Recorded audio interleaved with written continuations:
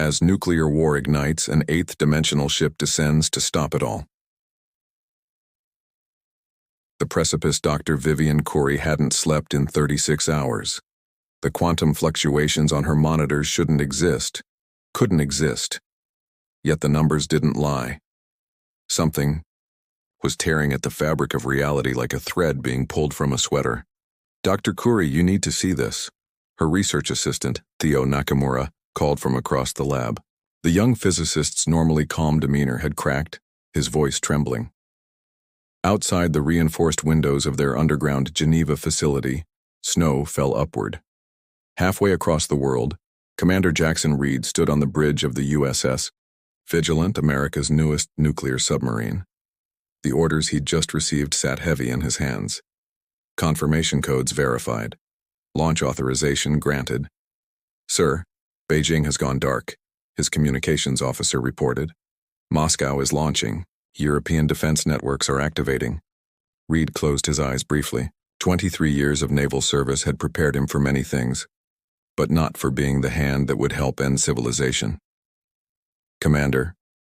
His XO, Lieutenant Zoe Kwan, stepped closer, speaking softly. "Do we confirm?" In New Delhi, spiritual leader Indira Patel led thousands in prayer at the foot of an ancient temple. News of impending war had triggered not panic, but a strange quiet resolution among her followers. "If this is humanity's end," she told them, "let us meet it with open hearts." As she spoke, the sky above them rippled like disturbed water. In Nairobi, government analyst Darius Okafor rushed through the crowded emergency response center. Intelligence reports confirmed what everyone feared: multiple nuclear launches detected. Estimated time to impact, 17 minutes. "Get me the president," he shouted, pushing past panicking officials. "We need to get her to the bunker now." Thuyo. Building shook. Not from bombs, but from something else. Something wrong. Dr. Corey's quantum monitors screamed with data as reality itself seemed to bend. "It's a dimensional fracture," she whispered, watching impossibilities unfold on her screens. "Something's coming through." Aboard the USS Vigilant, Commander Reed's finger hovered over the launch sequence when every system on the submarine simultaneously failed. Emergency lights flashed on, then died. In the sudden darkness, Reed felt something impossible. The massive submarine was rising, not through buoyancy, but as if being lifted. "What the hell is happening?" Lieutenant Kwan whispered beside him. Above every major city, every missile installation, every gathered congregation, the sky split open. Not with fire or destruction, but with light that folded inward like origami, revealing geometries that human eyes struggled to process. From these fractures emerged vessels, if they could be called, that they resembled massive crystalline structures that somehow existed in more dimensions than the human mind could comprehend, parts of them vanishing and reappearing as if slipping between realities. In Geneva, Dr. Corey stumbled backward as her equipment melted into abstract shapes. "It's not destroying our reality," she gasped to Theo. "It's expanding it." Worldwide, every piece of military technology deactivated simultaneously. Missiles fell from the sky, inert. Nuclear reactors cooled to impossible temperatures. Even basic electronics failed. From the largest vessel, centered over the United Nations, building in New York, emerged a being. Female in appearance, but clearly not human. Her skin shimmered with constellations, hair flowing like cosmic nebulae. Most striking were her eyes, multifaceted like insect eyes but peering from multiple angles simultaneously, as if seeing past, present, and future at once. She didn't speak. She didn't need to. Every human mind on Earth received the same vision: humanity standing before a cosmic court. Their civilization's violence and potential weighed on scales of incomprehensible design. The message resonated in every language, every consciousness. You stand at the precipice of extinction by your own hand. We have intervened not from mercy but from judgment. Your trial begins now. As the vision faded, Commander Reed found himself on land, his submarine now sitting impossibly in the middle of Central Park. Dr. Corey's underground lab had been turned inside out, now a towering structure of impossible architecture. Darius Okafor found himself transported from Nairobi to the United Nations Plaza, standing beside Indira Patel, who had been in Delhi moments before. Around them gathered other confused individuals, key figures from around the world, brought together by forces beyond comprehension. The world had been pulled back from nuclear annihilation, but as they all gazed up at the otherworldly being hovering above them, one question hung in the air. Was this salvation, or something far more terrifying? The messenger. 3 days after the arrival, the being who would come to be known as Nyx remained suspended above the United Nations Plaza. She hadn't moved, spoken, or acknowledged the chaotic human response below. Military attempts to approach the crystalline vessels had failed, not through force but impossibility. Jets and drones simply couldn't navigate within a kilometer of any vessel, their instruments failing, and pilots experiencing temporal disorientation. Darius Okafor rubbed his temples, fighting another migraine. Since being transported to New York, he'd been working around the clock with the hastily assembled First Contact Commission. "We're approaching this all wrong," he said, interrupting a general's proposal for another failed military reconnaissance. "We can't apply conventional logic to an unconventional entity." Across the table, Indira Patel nodded. The spiritual leader had become an unexpected voice of reason among the scientists, politicians, and military personnel gathered. The being, Nyx, doesn't communicate through sound or even conventional symbols, she said. That first message came directly to our minds. Perhaps that's how we should respond. Dr. Vivian Corey entered the conference room, her normally immaculate appearance disheveled after days analyzing data from the dimensional rift. "You need to see this," she said, projecting a series of images onto the wall. "These are brain scans from 50 random subjects across 5 continents. All show identical patterns of neural activity at precisely 3:33 a.m. local time, regardless of time zone." The room fell silent. She's still communicating, Darius realized. We're just not listening correctly. Halfway across the city, Commander Reed stood on the deck of his submarine, now inexplicably perched in Central Park's great lawn, like some absurdist art installation. The Vigilant had become a tourist attraction, though military personnel maintained a perimeter. "Commander?" Lieutenant Kwan approached, holding a tablet. "We've restored minimal power to some systems. The nuclear payloads are gone." Reed nodded. "Not disarmed, not removed. Just gone." "Yes, sir. And there's something else." She hesitated. "The quantum dating system shows our vessel is now approximately 247 years old." Reed stared at her. "That's impossible. The Vigilant was commissioned 14 months ago." "Yes, sir. But according to every test we've run, the molecular structure of our hull has experienced 247 years of atomic decay. Overnight. Time itself was becoming unstable." At dusk, Darius and Indira walked together through the strangely quiet streets near the plaza. Despite the global crisis, a peculiar calm had settled over humanity. Nuclear war had been averted, but something far more profound was occurring. "In my tradition," Indira said softly, "there is a concept called darshan, being in the presence of the divine. Not communicating, just being witnessed and witnessing in return." Darius nodded. "In my grandmother's village in Kenya, they spoke of ancestor spirits who didn't speak but whose presence could be felt, guiding important decisions." "Different traditions, same understanding," she replied. "Perhaps what Nyx wants isn't dialogue, but recognition." As if responding to her words, the sky darkened prematurely. The crystalline vessels pulsed with internal light, their impossible geometries shifting. Above the UN Plaza, Nyx descended. The First Contact Commission rushed to the scene, Dr. Corey among them, carrying equipment to record whatever might happen. Commander Reed arrived moments later, having witnessed the movement from Central Park. Nyx now hovered just 10 feet above the ground. Up close, her form was even more unsettling. Parts of her seemed to exist in places that human eyes couldn't quite track. as if portions of her being occupied spaces between spaces. "What do we do?" someone whispered. Indira stepped forward, her movements deliberate. She sat cross-legged on the ground before the entity, closed her eyes, and began to meditate. After a moment's hesitation, Darius joined her, sitting nearby. "Doctor." Kouri's scientific instincts warred with the unprecedented situation, but eventually she too approached and sat. One by one, others followed: scientists, diplomats, soldiers. Commander Reed was among the last, his military training making him reluctant, but finally he too sat on the ground. As the circle formed, Nyx's form expanded. Tendrils of light, or something like light, extended from her, touching each person's forehead. The vision came not as words, but as understanding.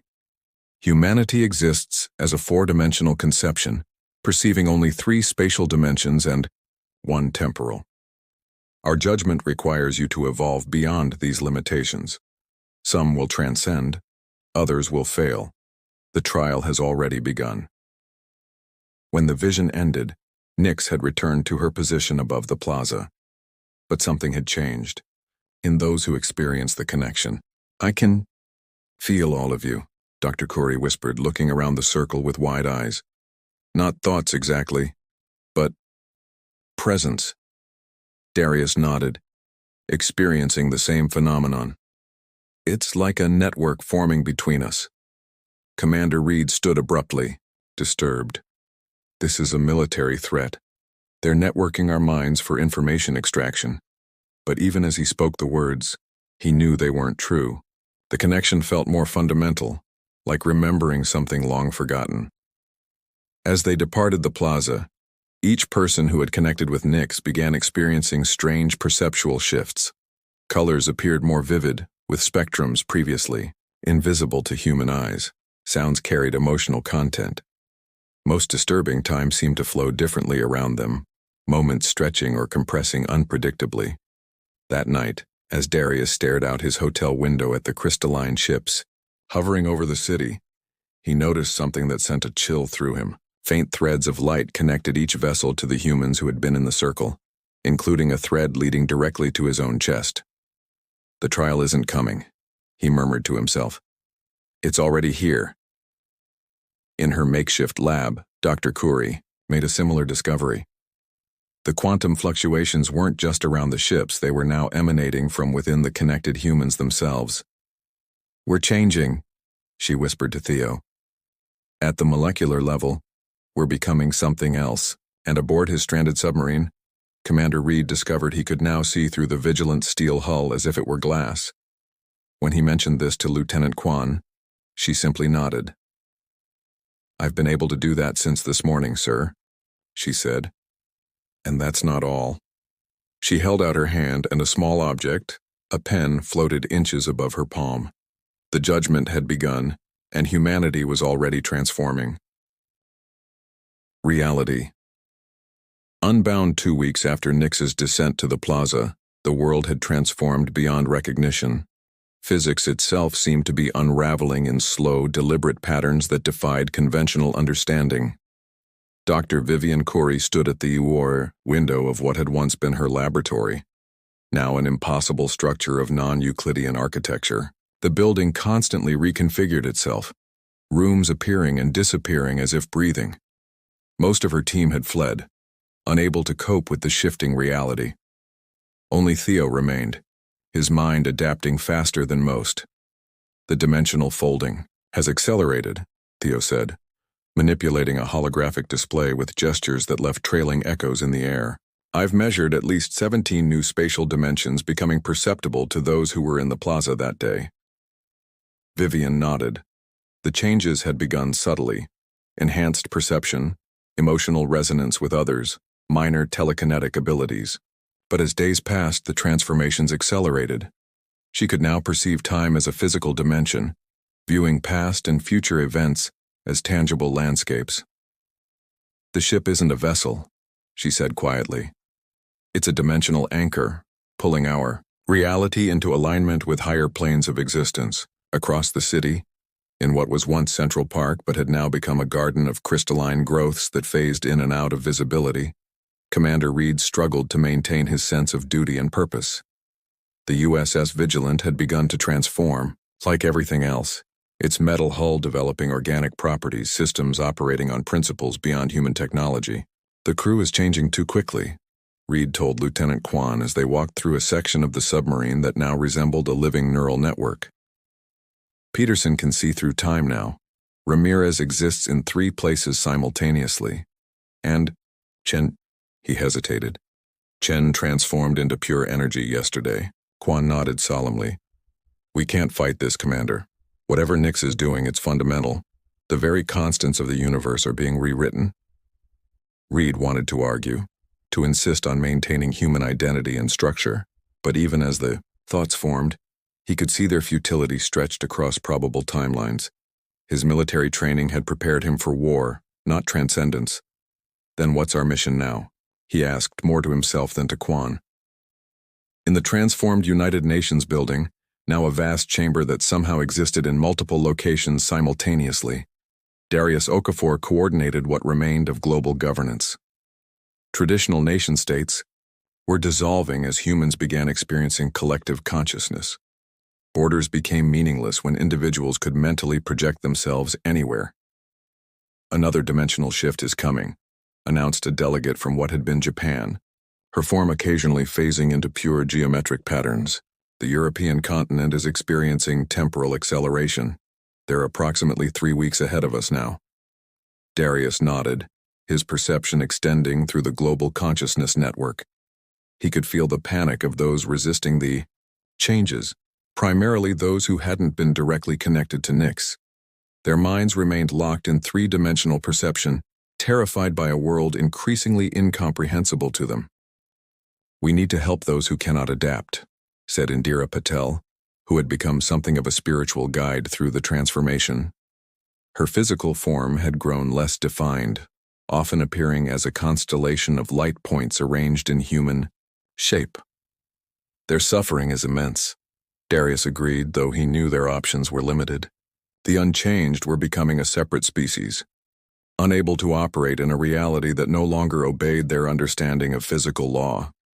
That evening, as the sun set in fractal patterns across a sky that now displayed higher dimensional geometries, Darius, Vivian, Commander Reed, and Indira gathered at what they called the Nexus, a point where dimensional boundaries were thinnest, allowing clearer communication with Nix.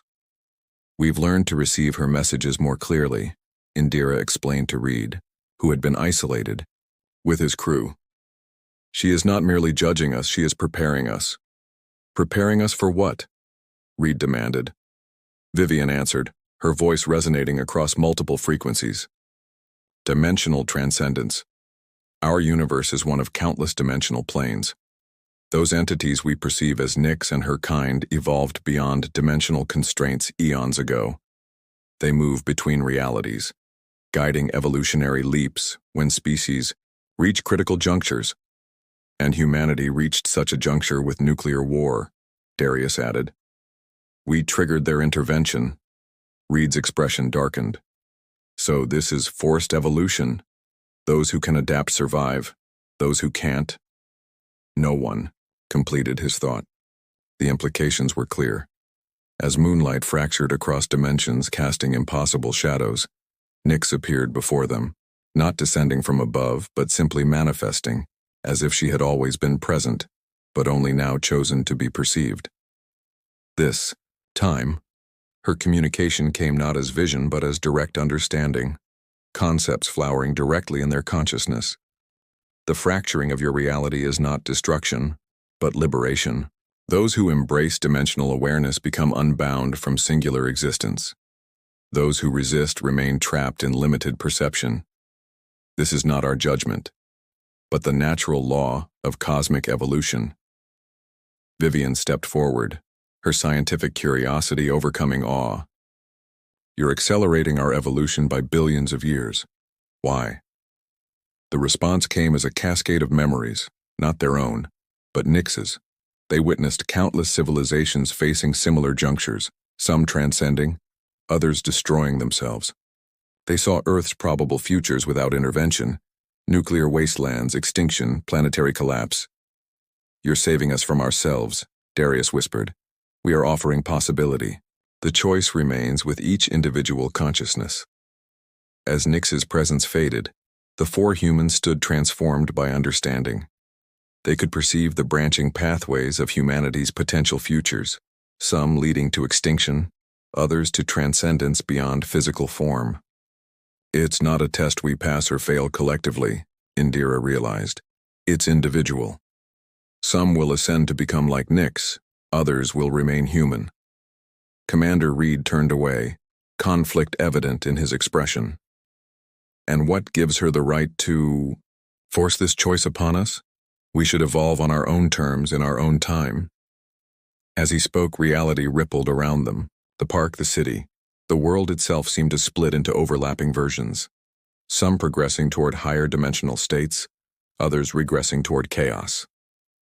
"I don't think we have much time left to decide," Vivian said quietly, watching, as the crystalline ships above began to pulse with increasing intensity.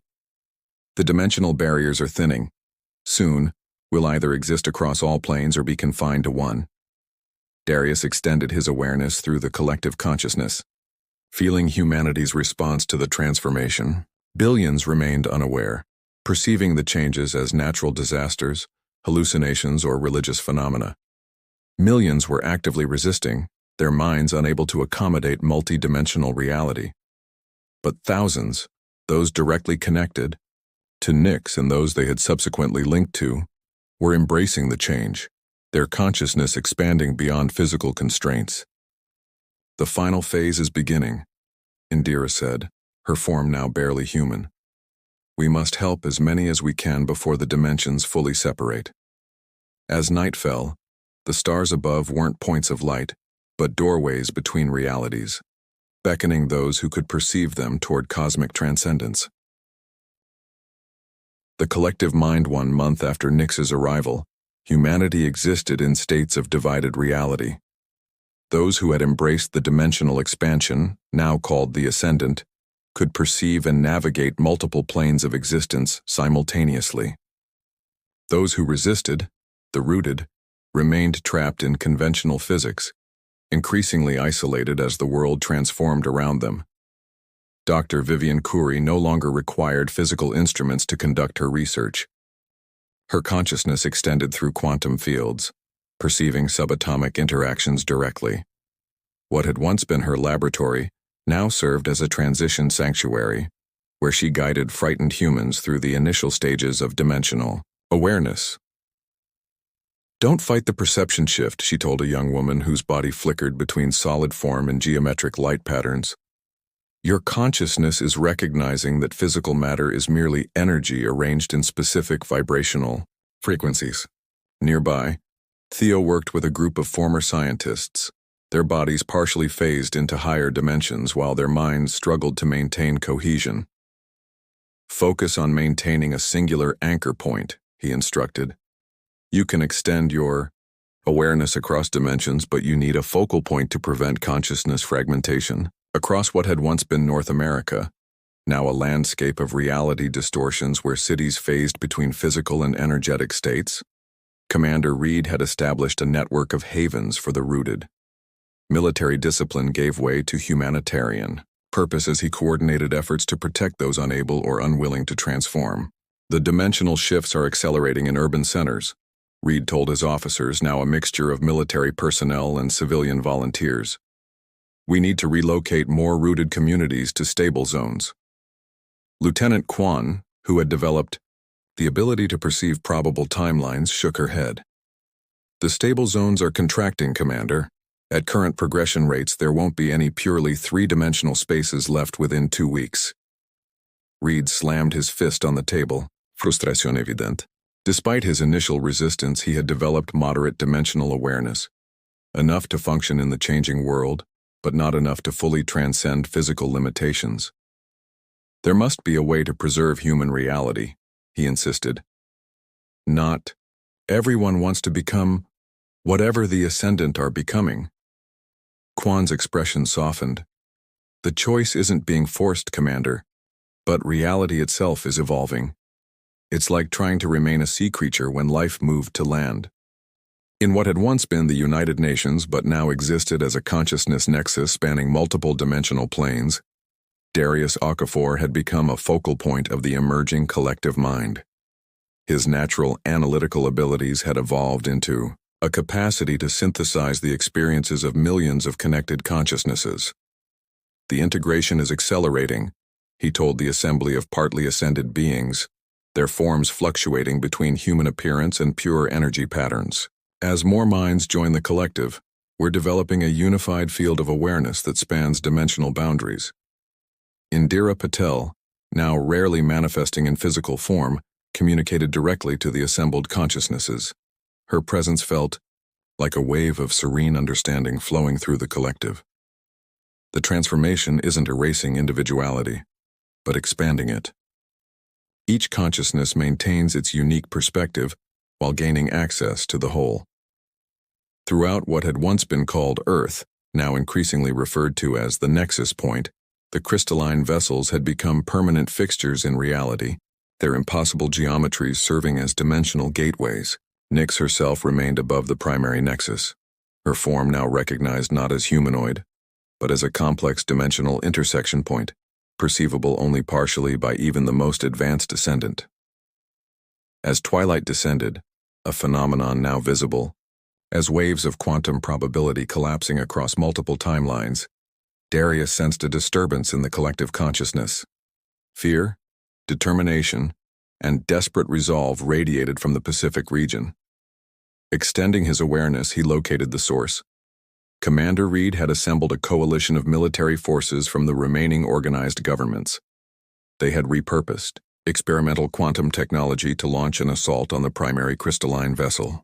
They believe destroying the ship will reverse the transformation, Darius explained, his consciousness simultaneously present in the nexus and at Reed's location. They don't understand that the ships are merely focal points, not causes. Vivian, who had joined the nexus assembly, expanded her perception to analyze Reed's weapons. They've created quantum resonance disruptors. In theory, they could temporarily destabilize the dimensional anchoring, but the backlash would collapse all dimensional planes into one, finished Indira. It would cause unimaginable destruction across all realities currently intersecting with Earth. Darius made a decision.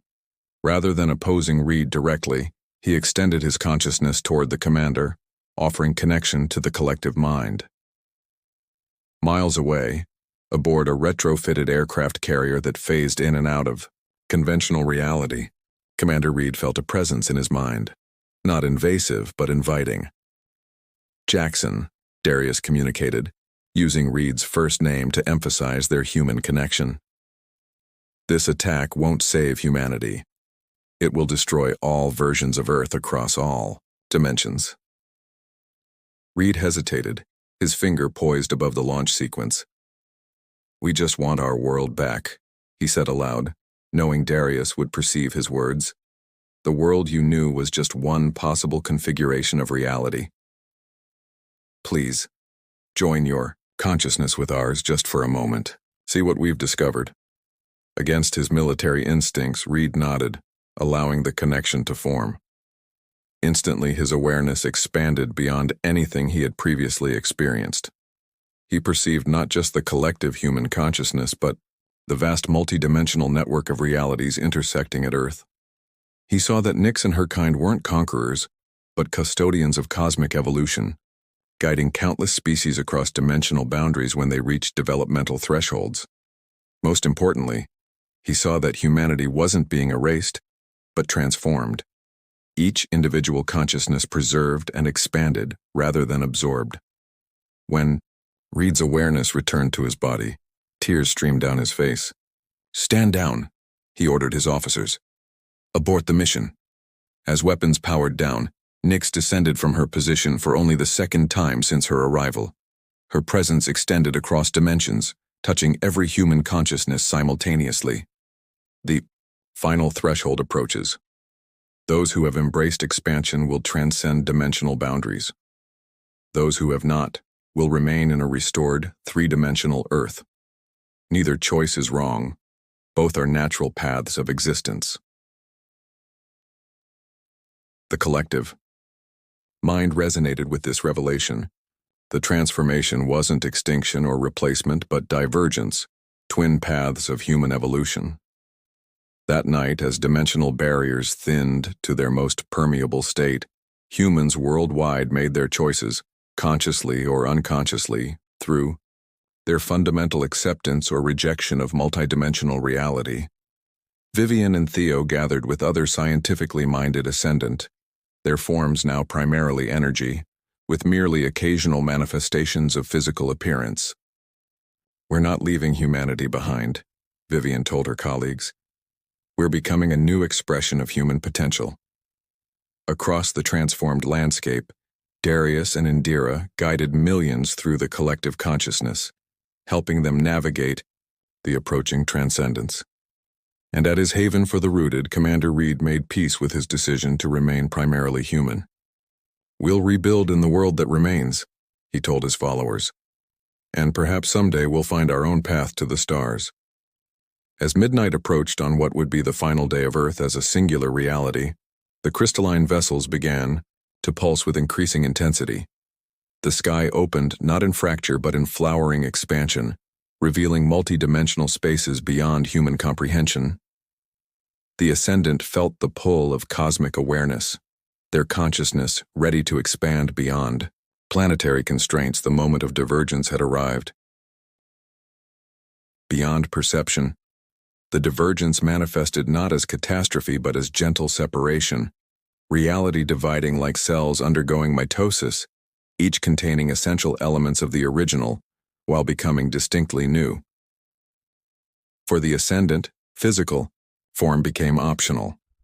Their consciousness expanded beyond corporeal constraints, perceiving the universe as interconnected fields of probability and potential. Earth remained their anchor point, but they now existed across multiple dimensional planes simultaneously, their awareness extending through cosmic networks previously imperceptible to human senses. Dr. Vivian Khoury, whose scientific curiosity had evolved into multidimensional comprehension, found herself able to observe the fundamental codes of reality, not merely the physics of one universe, but the underlying patterns connecting all possible realities. Her consciousness stretched across dimensional boundaries, perceiving how subtle variations in quantum states created infinite parallel worlds. "It's not that we've left humanity behind," she communicated to the collective consciousness. "We've simply expanded the definition of what humanity can become." The collective resonated with her understanding. They had not abandoned their human essence but transcended its limitations, like caterpillars transforming into creatures of flight, while retaining their core identity. Meanwhile, in the three-dimensional Earth that remained for the rooted, Commander Jackson Reed stood on a hillside overlooking what had once been New York City. The urban landscape had been restored to its pre-arrival state, though subtle differences remained. Cleaner air, rejuvenated ecosystems, and an absence of nuclear weapons or power. The crystalline vessels were gone from this plane of existence, visible only as occasional prismatic refractions in the sky, when dimensional barriers temporarily thinned. "It feels almost the same," said Lieutenant Kwan, who had chosen to remain with Reed despite her considerable dimensional awareness. "But not quite," Reed nodded. "They kept their promise. Those who weren't ready to transform can continue human existence as we've always known it." Though the ascendant had primarily transcended physical form, they maintained the ability to manifest in three-dimensional space when necessary. These manifestations appeared as luminous humanoid figures, their features recognizable but composed of intricate energy patterns rather than solid matter. 3 months after the divergence, such a manifestation appeared beside Reed as he worked to rebuild governance structures for the remaining human population. "Darius," Reed acknowledged, recognizing the essence of his former ally despite his transformed appearance. "Jackson," the manifestation replied, its voice resonating from everywhere and nowhere simultaneously. "The Council of Consciousness requested I check on your progress." Reed gestured to the recovering city below. "We're adapting. Most people don't remember the transformation clearly. Their minds have constructed narratives about natural disasters or meteorological phenomena to explain the changes. A natural psychological defense, Darius's manifestation noted. Consciousness protects itself from concepts it cannot integrate. And your people? Reed asked. The Ascendant? Darius's form shimmered with what might have been amusement. We're hardly my people. We're still human, just expanded. We've discovered civilizations throughout the cosmos at various stages of dimensional evolution. Some have been transcendent for billions of years. Others are just beginning to perceive beyond three-dimensional space. And Nyx? Her kind? Cosmic gardeners, essentially. They nurture species with transcendence potential, intervening only when necessary to prevent extinction before that potential can be realized.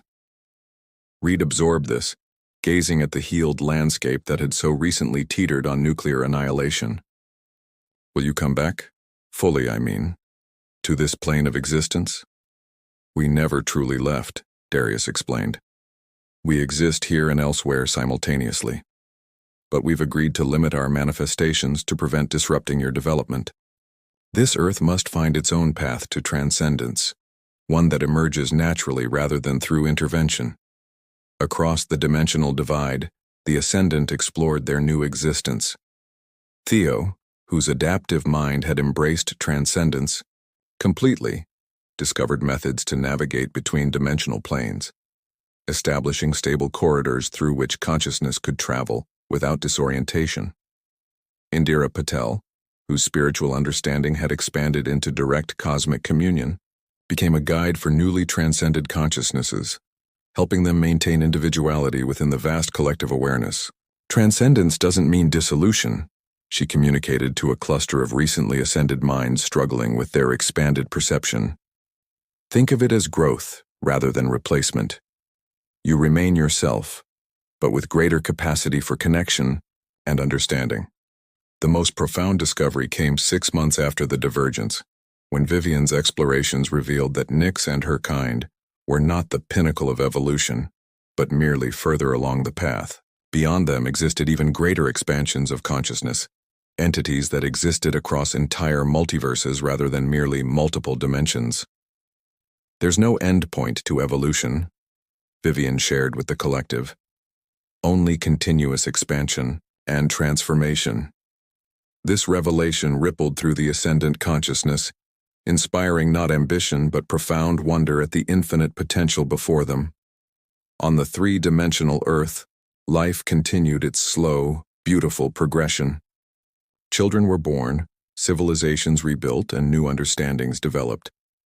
The near-extinction event had fundamentally altered human perspective, fostering greater cooperation and environmental stewardship. Though most didn't consciously remember, the dimensional crisis, a collective intuition, remained, a shared understanding that existence was more vast and mysterious than their perceptions suggested. Reed established an organization dedicated to documenting the transformation, preserving the truth for future generations who might one day be ready to comprehend it. He called it the Threshold Foundation, its symbol a simple doorway standing open. Not to encourage premature transcendence, he explained to Quan, but to remind us that evolution has no final state, only continuous becoming. 1 year after Nyx's arrival, on a night when cosmic alignments thinned the barriers between dimensions, Reed stood on the rebuilt observation deck of what had once been the United Nations. A luminous manifestation appeared beside him. Not Darius this time, but Vivian, her essence recognizable despite her transformed state. The Council thought you should know, she said without preamble. We've discovered something extraordinary. Reed turned to face her shimmering form. What is it? The divergence wasn't permanent. It's cyclical. This has happened before. Humanity splitting between physical and transcendent states only to recombine millennia later when both paths reach compatible evolutionary stages. Reed's expression revealed his astonishment. You mean the rooted and ascendant are destined to reunite, though not for thousands of years. Each follows necessary evolutionary trajectories that ultimately converge.